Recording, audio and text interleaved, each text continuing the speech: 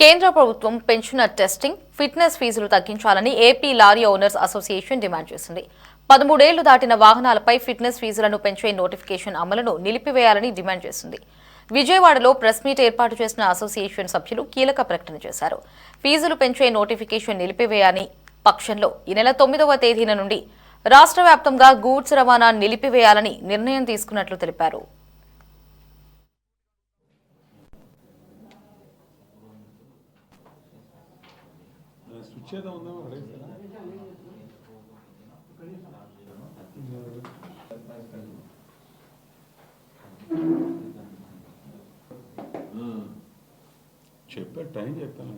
ఇది మిషన్ ఇచ్చేస్తుంది.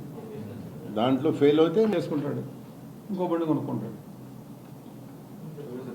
కేంద్ర ప్రభుత్వం ఇటీవల మొన్న నవంబర్ 11వ తేదీన జిఎస్ఆర్ 850E అని చెప్పి ఒక నోటిఫికేషన్ జారీ చేసింది.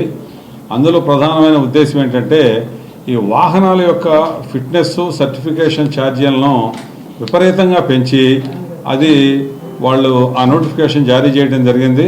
గతంలో కూడా ప్రిలిమినరీ నోటిఫికేషన్ జారీ చేసిన సందర్భంలో మేము all India motor transport Congress, అలాగే ఆంధ్రప్రదేశ్ లారీ ఓనర్స్ అసోసియేషను, ఇంకా మిగిలిన రాష్ట్రాలు అందరూ కూడా దానికి వ్యతిరేకించారు.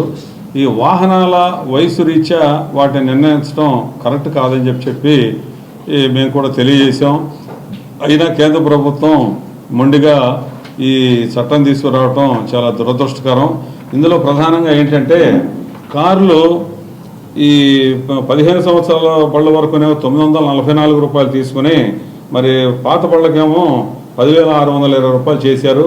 మరి అట్లాగే ఈ లైట్ మోటార్ వెహికల్ దగ్గరికి వచ్చేసరికి అది 944 నుంచి 20,060 రూపాయలు చేశారు.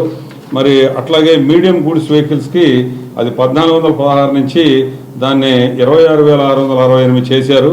ఇప్పుడు అలాగే మా హెవీ వెహికల్స్ దగ్గరికి వచ్చేసరికి ఈ 1,416 నుంచి 33,040 రూపాయలు చేశారు.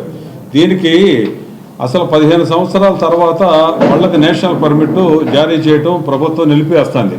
ఈ 15 సంవత్సరాలు దాటిన బళ్ళన్నిటి కూడా ఈ ఓనర్ కమ్ డ్రైవర్లు వాళ్ళు దూర ప్రాంతం తిరగలేక ఆ పాత బళ్ళు కొనుక్కుని ఈ రైల్వే గూడ్ షెడ్ నుంచి గోడౌన్లకి, అట్లాగే షిప్ యార్డ్ దగ్గర నుంచి గోడౌన్లకి ఈ పౌర సరఫరాలకు సంబంధించిన నిత్యావసర వస్తువులు ఇది దగ్గర దూరంలో దాదాపు అన్నీ కూడా ఒక 50 కిలోమీటర్ల రేంజ్లోనే తిరుగుతూ ఉంటాయి.